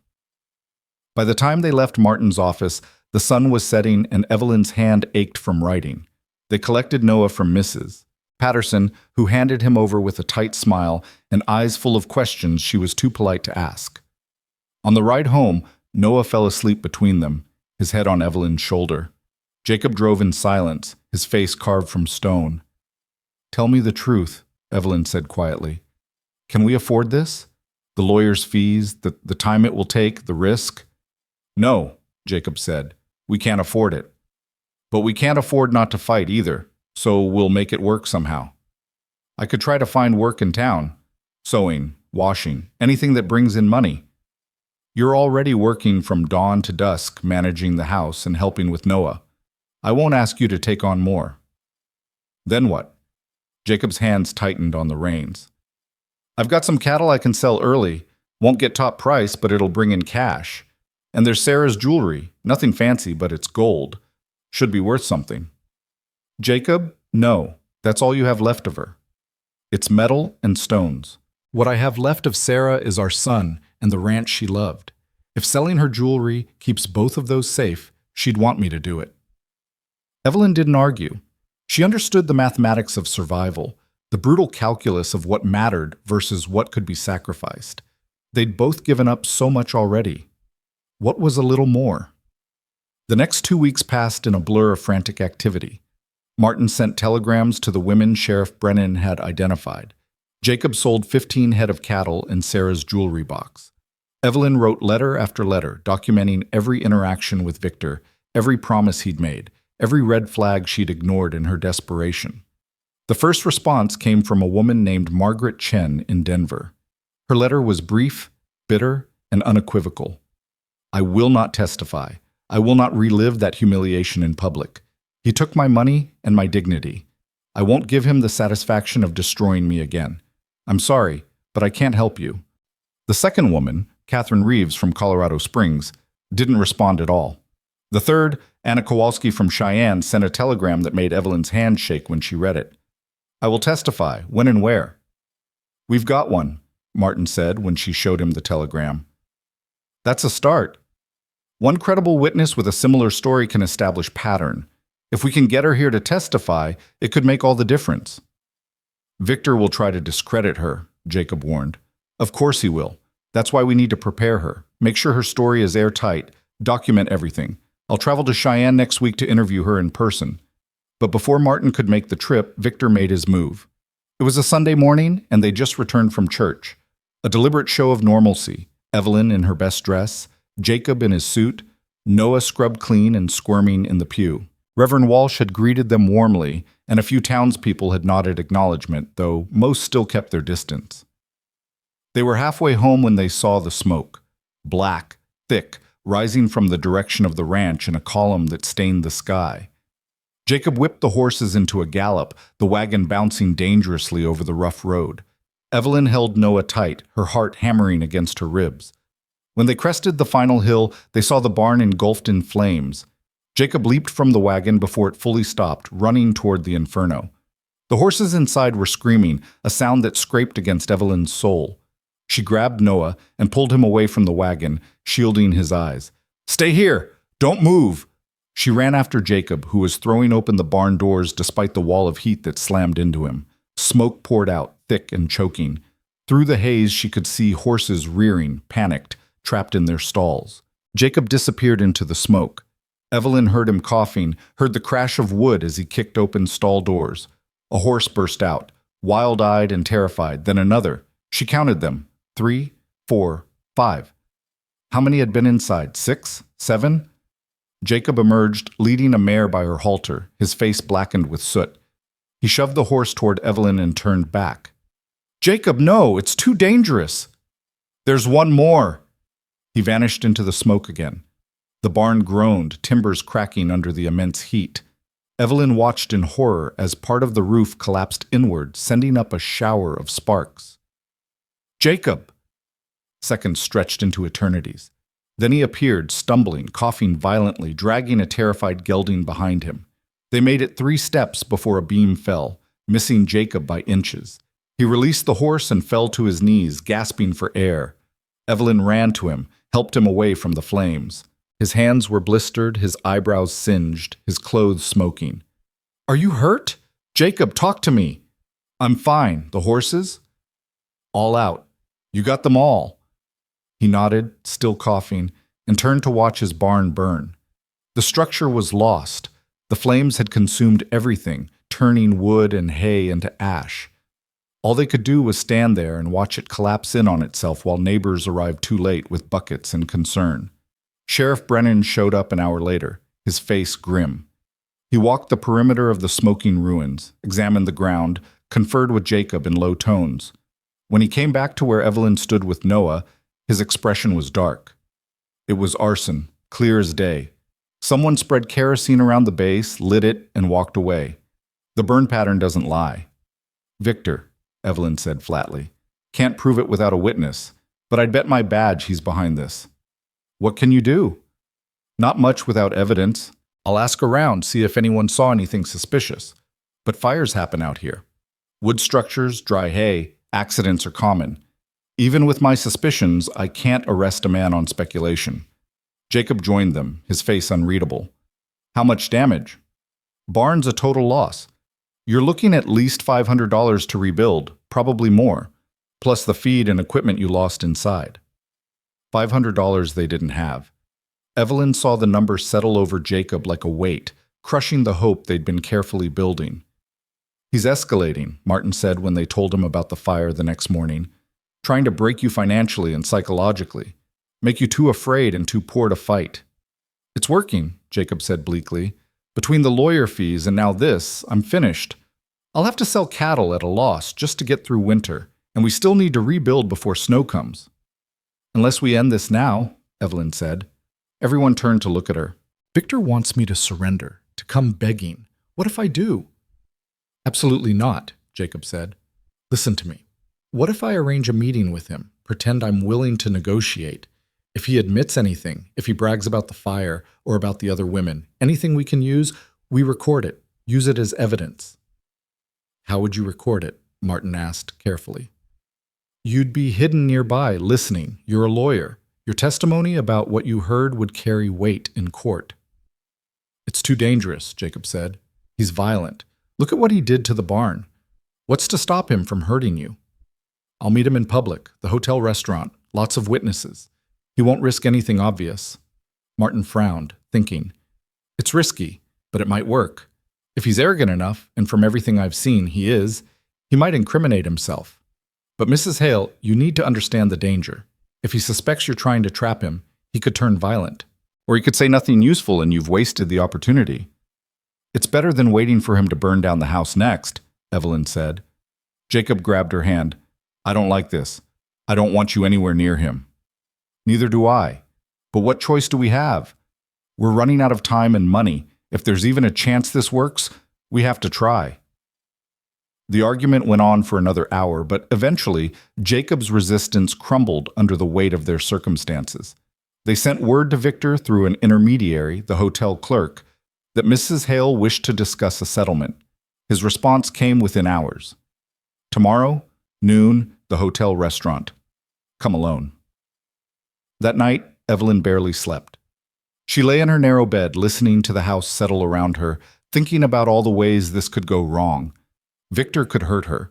He could refuse to say anything incriminating. He could trap her somehow, turn her own plan against her. But doing nothing meant watching Jacob lose everything. It meant letting Victor win. She rose before dawn and dressed carefully in a simple but respectable dress. She wanted to look defeated, but not broken, desperate, but not pathetic. Jacob waited in the kitchen, his face haggard. You don't have to do this. Yes, I do. If anything happens, if he tries anything, Martin will be at the next table. The sheriff knows what we're planning. I'll be as safe as I can be. Jacob pulled her into a sudden, fierce embrace. Come back to me. To us. I will, I promise. The ride into town was silent. Martin met them at his office, went over the plan one final time, reminded Evelyn what to listen for, what questions to ask. Then it was time. The hotel restaurant was half full when she entered, townspeople eating late breakfast or early lunch. Victor sat at a corner table, dressed impeccably, drinking coffee like he didn't have a care in the world. He stood when he saw her, his smile sharp as broken glass. Evelyn, I'm so glad you've come to your senses. She sat across from him, her hands folded in her lap to hide their trembling. I'm here to talk. That's all. Of course. I'm a reasonable man. I'm sure we can come to an arrangement that satisfies us both. At the next table, hidden behind a newspaper, Martin Brennan listened with every fiber of his being. And at a table near the door, Sheriff Tom Brennan pretended to eat lunch while watching every movement Victor made. Evelyn took a breath and began the most important performance of her life.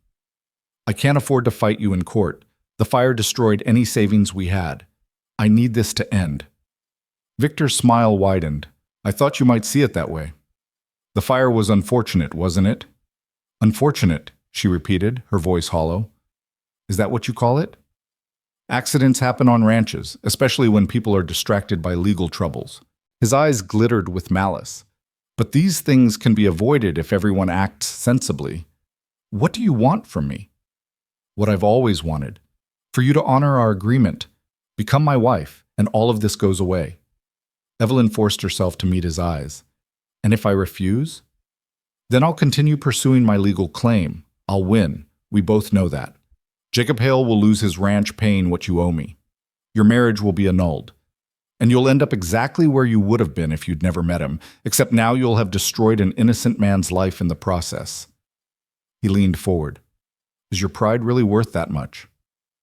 Every word was calculated cruelty, designed to break her. And sitting there, meeting his cold, predatory gaze, Evelyn understood something crucial. He enjoyed this. The manipulation, the control, the slow destruction of hope. It wasn't about the money for him. It was about power. About proving he could take everything from someone and walk away untouched. She would not let him win. You're right, Evelyn said softly, letting her shoulders slump in apparent defeat. My pride has cost too much already. I'm tired of fighting. Victor's expression shifted to triumph, but she saw the flicker of surprise beneath it.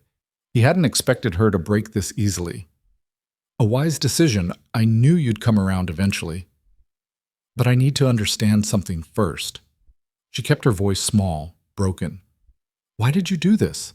You could have married any number of women, honestly. Why the deception? He laughed, low and cruel. Honestly? Because honest women ask questions. They want courtship and conversation and all that tiresome nonsense. Women like you, desperate, alone, running out of options. You're grateful just to be wanted. You don't ask difficult questions. You send money when asked. You show up when told. You're easy. The word hit like a slap, but Evelyn didn't flinch. At the next table, she heard Martin's newspaper rustle slightly. I see. And the others, the women in Denver and Cheyenne and Colorado Springs, were they easy too? Victor's eyes narrowed slightly. What others? The sheriff told me about them. The other women you did this to. Margaret Chen, Catherine Reeves, Anna Kowalski. Were they as easy as me? For a moment, something dangerous flickered across his face. Then he smiled again, but it didn't reach his eyes.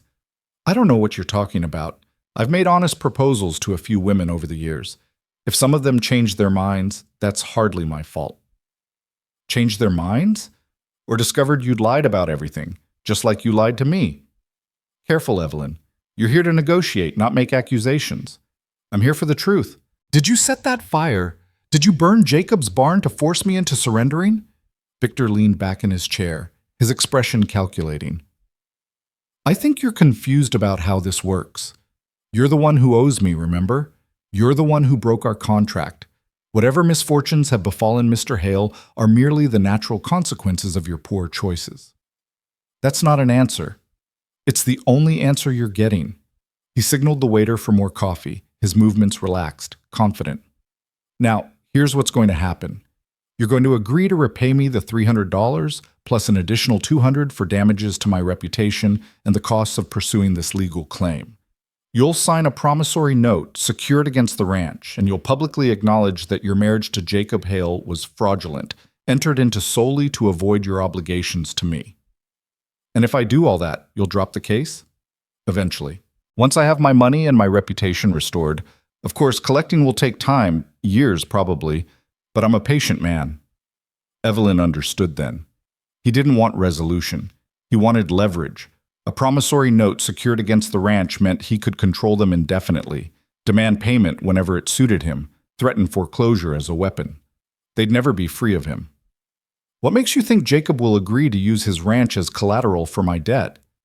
Because he's already in love with you, the poor fool. Didn't take long, did it? Widower, lonely, desperate for someone to fill the void. You played him perfectly. I almost admire it. I didn't play him. I earned my place in that family honestly. Please, you showed up with nothing, offered yourself as cheap labor, and wormed your way into his bed and his bank account within weeks. If I'd pulled the same scheme, people would call it fraud. But because you're a woman, it's romance. His smile was vicious. We're not so different, you and I. We both do what we must to survive. The only difference is I'm honest about it. The comparison made Evelyn's skin crawl. I'm nothing like you. Keep telling yourself that. Meanwhile, I'll take that promissory note. I have the paperwork right here. He pulled documents from his coat pocket, already prepared, and spread them on the table. Evelyn stared at the words swimming before her eyes. $500. Secured against the Hale Ranch, payable on demand with 60 days' notice, transferable to any creditor of Victor's choosing. It was a trap that would never release them. Even if they scraped together the money somehow, he could sell the note to someone else, extend the timeline, keep them indebted forever. And if they missed a single payment, he could force the sale of everything Jacob had built. I need time to think. You've had weeks to think. Sign now, or I withdraw the offer and pursue full damages in court. Make your choice. Evelyn's hand trembled as she reached for the pen he offered. She touched the paper, hesitated, looked up at him. Did you ever intend to marry me? Or was it always just about the money? Does it matter? Yes, it matters to me. Victor sighed as if she were being tedious. Fine. No, I never intended to marry you. The photograph I sent, borrowed from a ranch hand in Cheyenne. The letters? Half of them were written by a woman I paid in Denver who has better penmanship than I do.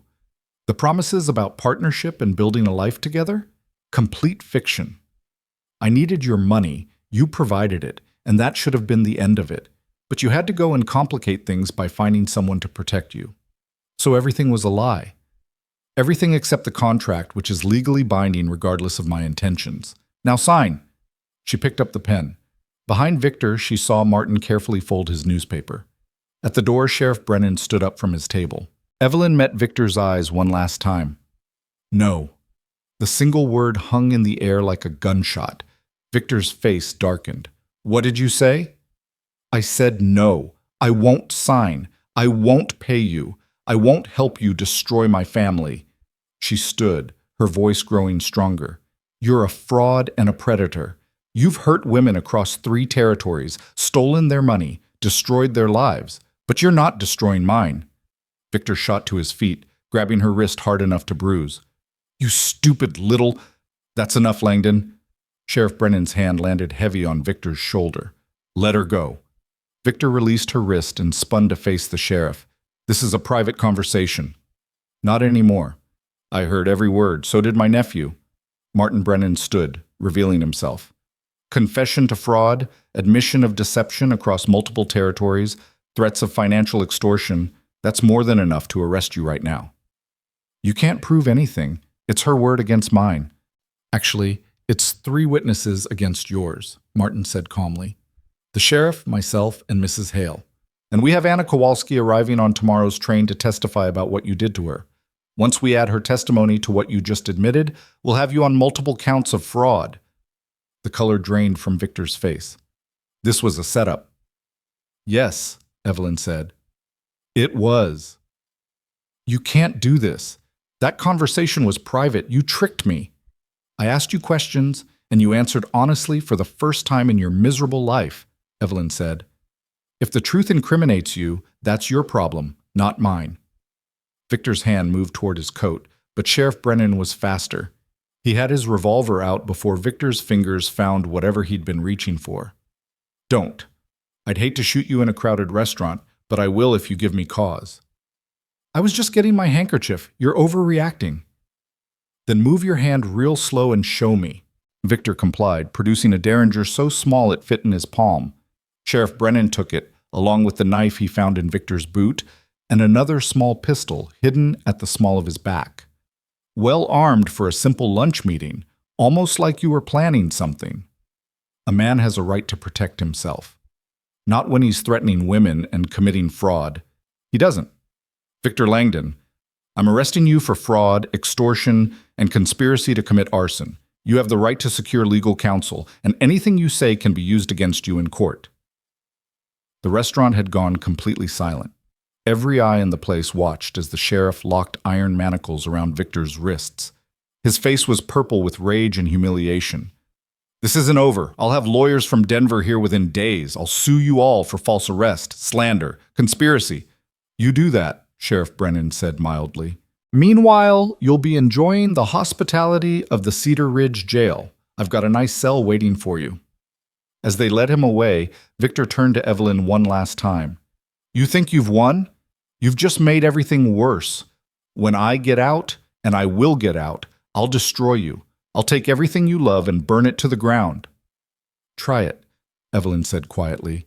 I'll be ready. They dragged him out, still shouting threats. The moment the door closed behind them, Evelyn's legs gave out. Martin caught her, eased her back into her chair. You did beautifully. That was incredibly brave. I was terrified the whole time. Courage isn't the absence of fear. It's acting despite it. He smiled. You got him to confess to everything we needed. Multiple counts of fraud, admission of the scheme, even confirmation about the other victims. With Anna Kowalski's testimony, we have enough to put him away for years. What happens now? We build the formal case, document everything he said, get sworn statements from all the witnesses, prepare for trial. But the immediate threat is over. He can't hurt you from jail. Can he make bail? Not if I have anything to say about it. I'll argue he's a flight risk with a history of fleeing jurisdiction. And given what we now know about his activities across multiple territories, I think the judge will agree. Evelyn nodded, but she couldn't quite believe it yet. After weeks of fear and fighting, after losing so much, the idea that it might actually be over felt impossible. Jacob burst through the door 3 minutes later, Noah right behind him. He'd clearly been waiting outside, giving her space but staying close in case she needed him. His eyes swept over her, checking for injuries. Are you hurt? Did he touch you? I'm fine. It's over. The sheriff arrested him. Jacob pulled her into his arms, and she felt the tremors running through him. When I saw him grab your wrist, I almost came in there guns blazing. Martin had to physically restrain me. I'm glad he did. We needed Victor to talk, to incriminate himself. If you'd intervened, we might not have gotten the confession. To hell with the confession. He put his hands on you. And now he's in jail for it, along with everything else. She pulled back to look at him. We won, Jacob. It's really over. Noah had been listening with wide eyes.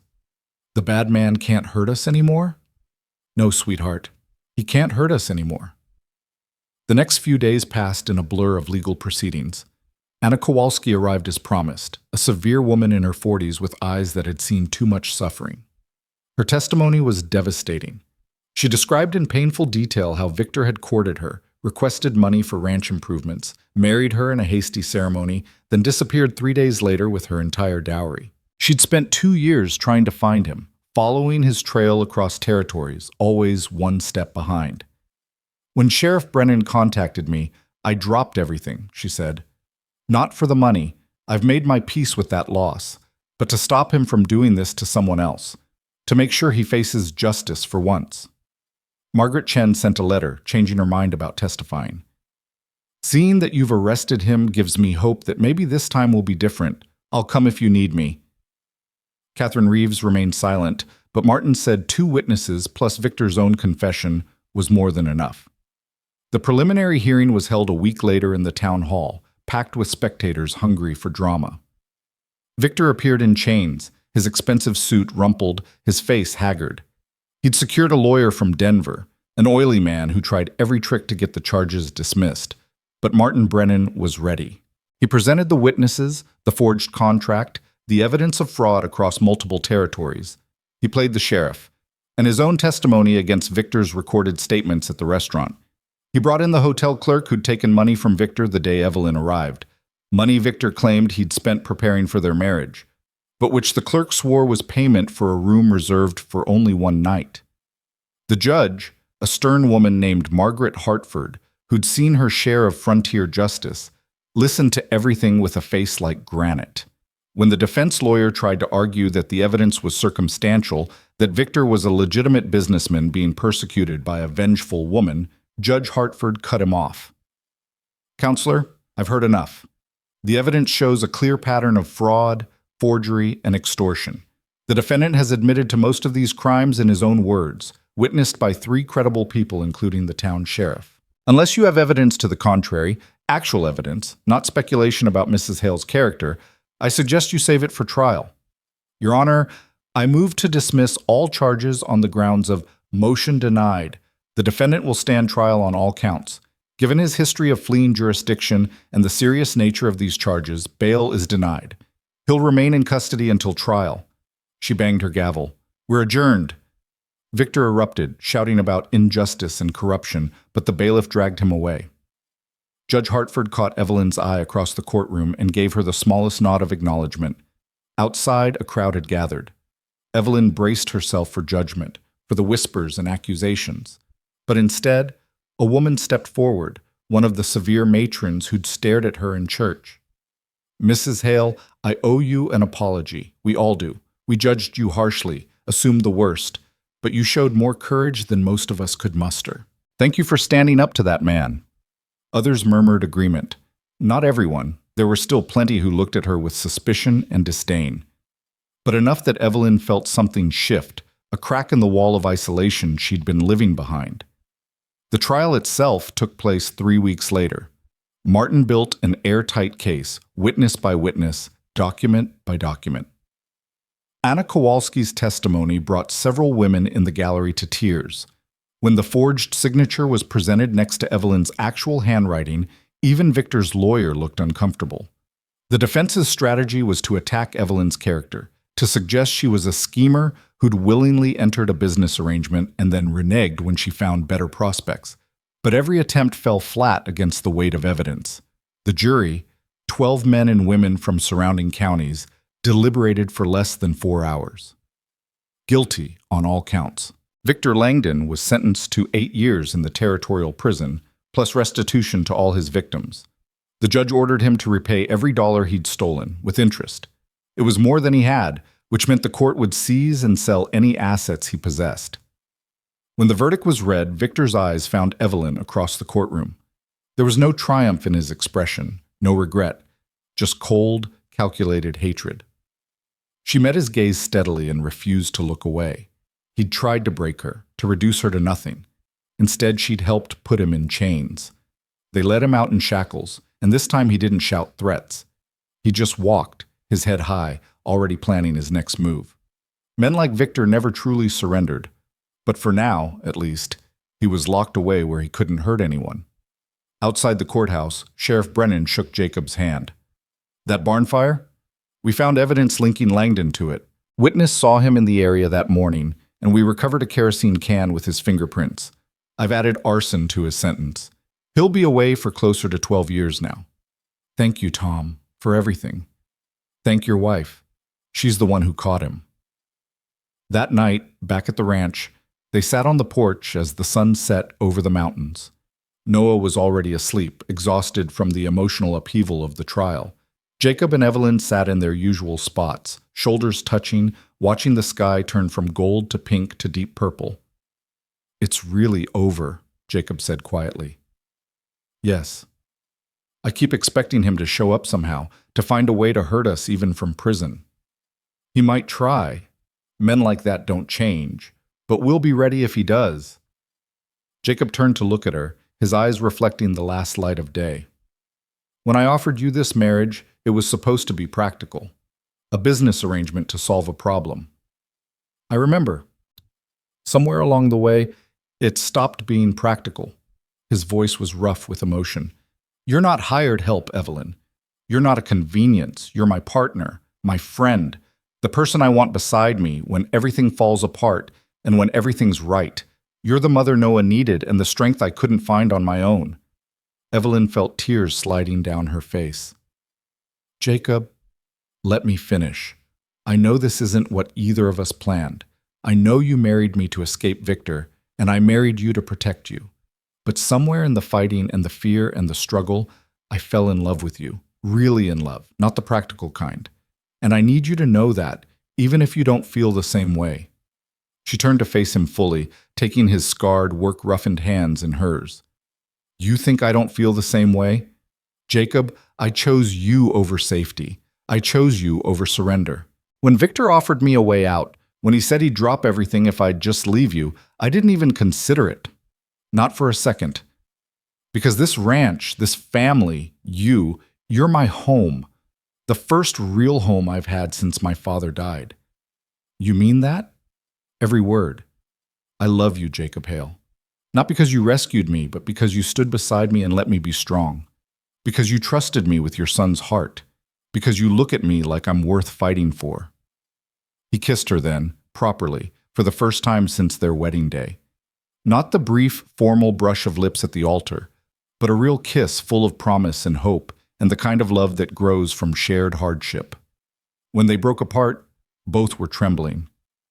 "We should probably rebuild that barn," Jacob said, and she laughed through her tears. "Probably, among other things.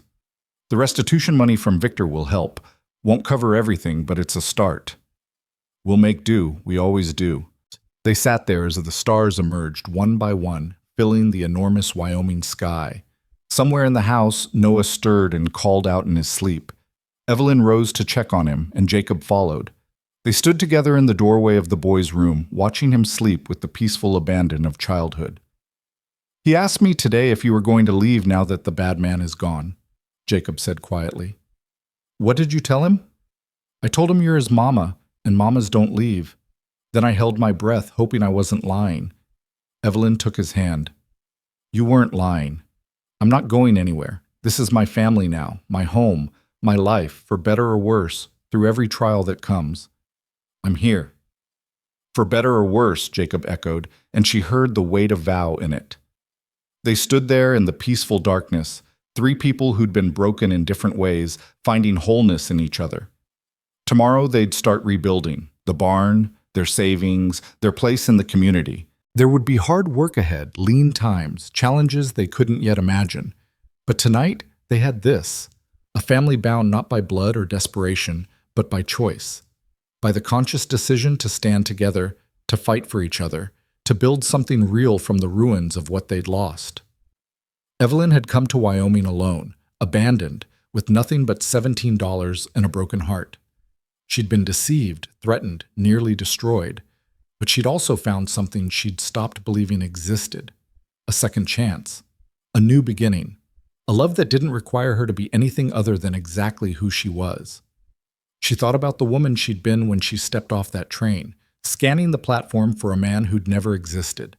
That woman had been so afraid, so desperate, so certain she was running out of chances. If she could go back and tell her that 6 months later she'd be standing in this house, with a husband she loved and a son who called her mama, that she'd have survived a legal battle and won, that she'd have found her strength in the fighting, that woman wouldn't have believed it. But Evelyn believed it now. She believed in the life she'd built, the family she'd chosen, the future they'd create together.